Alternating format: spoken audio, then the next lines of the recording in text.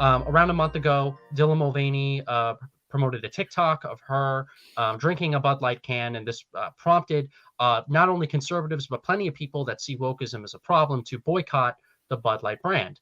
I've seen so many of these kind of anti-woke boycotts of woke products and woke companies happen where they just never really went anywhere. There was no actual success. Well, I was actually watching Tim Pool recently, and he highlighted this Daily Mail article here that says that Anheuser-Busch, which is the parent company for Bud Light, the executives held a closed-door meeting, finally saying that any marketing from now on will be heavily screened before it goes public because there was that much of an actual organized backlash against Bud Light for promoting the agenda. Marketing will be heavily screened. Bosses held a closed-door meeting with distributors in Washington, D.C. this week, where they laid out future plans and promised to spend heavily on Bud Light to salvage its public image. On top of the marketing blitz, executives working for Bud Light will also go through a more rigorous screening process. And this all has to do with the Dylan Mulvaney push that they originally had back in April. And I know a lot of people were questioning this sort of boycott, but I wanted to know from your perspective, since you're a real intellectual hero, I would argue, in the anti-woke fight, what is your view on boycotting woke companies, woke platforms, woke universities, mainstream platforms that have gone completely off the deep end?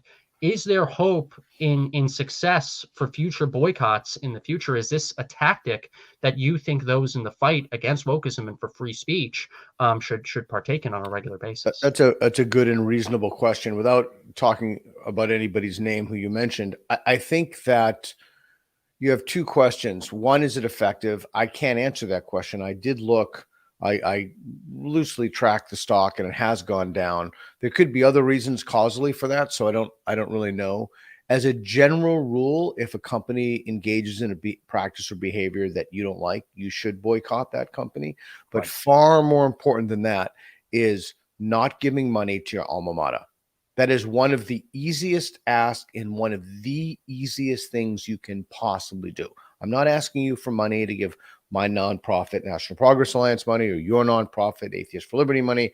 I'm asking you not to give money for the individuals and the systems. Everybody likes to talk, woke people love to talk about systems that perpetuate woke ideology, teach it to students, teach it in K through 12 systems. So if the best way to boycott is to not give your alma mater money. Now, Right. Another good way is if you don't like a marketing or advertising or brand campaign, or if you don't like a show, you could complain about it, I suppose, but just don't give it money. So we'll see. We'll see if the Bud Light boycott is effective. Will it be? I don't know. Yeah, their stock fell 17%, or their sales fell 17%, and that's a great thing to hear. But is that going to be permanent? Well, I it don't could really be. know. It could be because of the rise of Mexican beer, which has taken more of the market share. I mean, we don't really know why that is, but I have a hard time believing that the boycott will be sustainable. And I think you mentioned Tim. I was just on Tim's show, Right. and he said what I've said all along. This should be boycotted, or let me take it back.